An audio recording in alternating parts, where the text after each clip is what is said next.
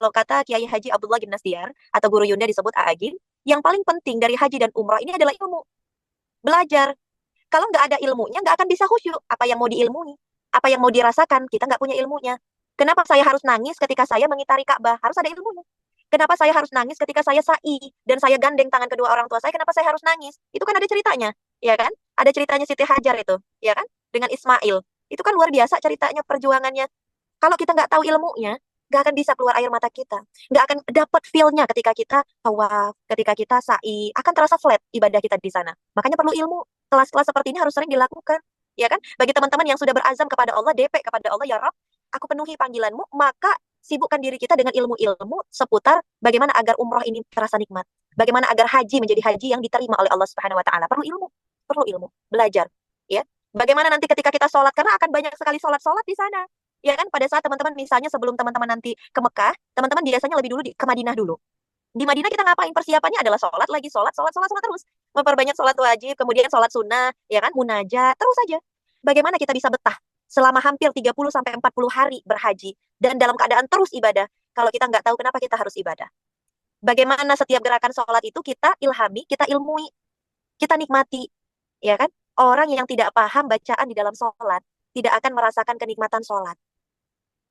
Orang yang tidak tahu tentang besarnya maslahat sholat subuh berjamaah di masjid, nggak akan mau dan nggak akan merasa nikmat ketika melangkahkan kaki keluar dari rumah menuju masjid. Karena ternyata luar biasa itu teman-teman. Allah sudah menterapi tubuh kita lewat 5 waktu sholat. Yang kalau tidak kita nikmati, kerugiannya ada pada kita sendiri. Ya. Kemudian ada lagi tahallul, mencukur rambut. Dan kemudian tertib, ya, tidak meninggalkan salah satu rukun yang sudah dijabarkan. Itu rukun yang kalau kita amalkan, kita lakukan, maka sahlah haji kita. Tapi kita nggak kepengen cuma sekedar sah. Kita pengen haji yang diterima. Betul ya? Maka bagaimana agar kita bisa meraih haji yang mabrur atau haji yang diterima oleh Allah Subhanahu wa taala? Yunda pengen kasih tahu dulu dalam satu riwayat hadis sahih, hadis Bukhari Muslim dan juga ada di dalam hadis riwayat Ahmad dikatakan bahwasannya umroh itu sebagai penggugur dosa. Orang yang sangat rindu pengen umroh walau dengan tabungan pas-pasan karena dia sadar saya teh pendosa. Kayaknya udah banyak banget dosa saya dan saya udah capek banget sama kehidupan ini. Saya pengen istirahat dulu. Saya pengen istirahat, saya umroh. Kemudian saya minta ampun kepada Allah di tempat paling suci, yaitu Mekah dan Madinah. Karena apa? Orang yang berumrah ini adalah orang yang berharap sekali dosanya digugurkan oleh Allah Subhanahu wa taala. Dan yang kemudian yang kedua, dalam satu hadis riwayat Bukhari dan Muslim juga dikatakan yang maknanya bahwasannya tidak ada balasan dari haji yang mabrur melainkan syurganya Allah. Mutafakun alaihi. Artinya hadis ini sahih, hasan. Artinya apa? Gak ada balasan terbaik yang Allah kasih bagi orang yang hajinya diterima selain syurga. Jaminan dari Allah bagi mereka yang berangkat haji adalah syurga. Tidak ada yang lebih berharga dalam hidup ini ketika kaki kanan kita telah berhasil menginjakkan syurga. Makanya ketika kita capek di dunia ini, maka malaikat nanti akan menyambut. Bagi orang-orang yang bersabar selama di dunia, dengan malaikat mengucapkan apa? Salamun alaikum bima sobartum. Fani'ma uqubad-dar. Selamat ya atas kesabaranmu di dunia. Alangkah indahnya tempat kesudahan itu. Merasa nikmat, merasa menang. Karena apa? Berhasil bersabar ketika beribadah di dunia dengan ikhlas.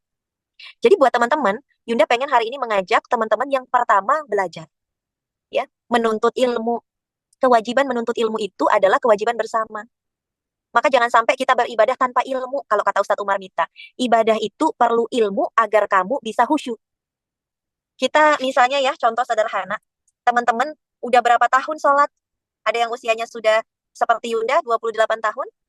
Ada yang 28 tahun, ada yang di atas 28 tahun, Teh Ira ya. Teh Ira 28 tahun juga, Teh Ira. Masya Allah, berarti kelahiran 96. Ada yang sudah 34 tahun, bayangin. Selama 34 tahun sholat, pertanyaan Yunda sederhana. Sudah merasa nikmat dan ketagihan tidak sholat? Sudah merasa seperti ini tidak? Sedih sholat, senang sholat, lapang sholat, sempit sholat. Lagi happy banget sholat, lagi kecewa banget sholat. Lagi marah sholat, lagi senang juga sholat. Sudah sampai level seperti itu tidak sholat kita. Karena sholat itu adalah waktu pertemuan terbaik kita kepada Rabb kita, Allah Subhanahu wa taala. Kalau kita masih merasa sholat itu adalah kewajiban, maka mari kita ilmui setiap gerakan dalam sholat. Makanya sholat itu kan dikatakan harus tumakninah. Ya, tumakninah itu artinya disempurnakan setiap gerakannya, dihayati dan diilmui setiap bacaan dan maknanya. Contoh sederhana, bayangin kita sedang mau sholat di Masjid Nabawi. Ya, bayangin, kita baru nyampe nih. Kita ngebayangin aja ya, ngebayangin aja udah jadi pahala kok, teman-teman. Bayangin kita semua berhaji tahun ini. Gak cuma Yuda, gak cuma teman-teman yang berhaji, tapi kita semua. Bayangin yang hadir di sini, kita berangkat tanggal 25 Mei ini berhaji, insya Allah, amin. Bayangin ya, bayangin aja. Nanti Allah kabulin, bayangin aja. Kita haji ini, berangkat. Ya, pas berangkat, sudah perjalanan, Alhamdulillah nyampe di Madinah. Di Madinah ini kita sekitar 6 hari sebelum kita melaksanakan ibadah haji atau rukun haji. Ngapain aja kita di Madinah? Tanya sama diri kita, mau ngapain di Madinah? Bikin konten, ya, apa endorse gitu. Mau ngapain kita di Madinah? Tanya dulu sama diri kita. Karena kalau kata Agim, seringlah bertanya pada dirimu, maka Allah akan memberikan jawaban jujur kepadamu. Ya, tanya sama diri kita, mau ngapain kita di Madinah? Mau ngapain? Ibadah jawabannya. Iya kan? Wa ma khalaqtul jinna wal insa illa liya'budun. Az-Zariyat 56.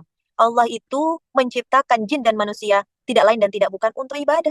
Nyampe Madinah ibadah, ya. Berarti coba kita berarti begitu nyampe, kita bebersih diri, langsung pakai pakaian terbaik, ya kan? Mungkin tadi ada gamis dari Tubita yang nggak perlu disetrika, langsung dipakai enak, jadi mempermudah waktu. Karena Yunda terus terang, nanti haji ini banyak pakaian yang nggak perlu disetrika, karena ribet. Mendingan waktu itu habis untuk ibadah daripada setrika baju gitu ya. Maka pakailah pakaian yang memudahkan kita untuk ibadah, pakaian terbaik yang kita punya, kita pakai, kita wudhu, kita siap-siap untuk sholat di Masjid Nabawi. Bayangin ya, kita ini udah dalam hotel nih. Udah bebersih, pakai baju, mau sholat, mau nangis, mau tobat, mau ngadu, mau curhat sama Allah. Bayangin, dalam keadaan itulah kita akan berangkat sholat ke Masjid Nabawi. Ya, bayangin aja dulu, nggak apa-apa. Bismillahi, Allahu Akbar, Bismillahi, tawakkaltu ala Allah, la haula, wa la quwata, illa billahil aliyil azim. Berangkat dengan menyebut namamu ya Allah, tiada dayaku, tiada upayaku, melainkan atas pertolonganmu, keluar dari hotel. Jangan melipir langsung belanja ya ibu-ibu ya. Nanti ada waktunya belanja. Ini soalnya ini yang menjadi masalah. Berulang kali bawa jamaah baru nyampe udah belanja. Ayo lurusin niat dulu. Semua ada waktunya kok. Yunda juga belanja pasti dong. Perempuan pasti belanja. Tapi semua ada waktunya. Dan tunjukkan keseriusan kita kepada Allah dulu. Jadi ya kita berangkat. Bismillah kita keluar. Kita sepanjang perjalanan kita ngapain? Zikir kepada Allah. Ala bidzikrillahi tatmainnul qulub. Ar-Ra'd, Quran surah 13 ayat 28. Ingat itu. Ar-Ra'd 13:28. Hanya dengan mengingat Allah maka hatiku menjadi tenang. Aku buang dulu segala pikiran yang lain-lain. Hutang dibuang dulu. Mau beli baju nanti dulu dibuang dulu. Mau yang lain buang, buang, buang, buang. Supaya bisa tenang. Ala bidzikrillahi tatmainnul qulub. Aku dengan Allah aja dulu sepanjang perjalanan. Jadi sepanjang dari hotel kita menuju Masjid Nabawi itu, zikir aja terus. Subhanallah, maha suci engkau ya Allah.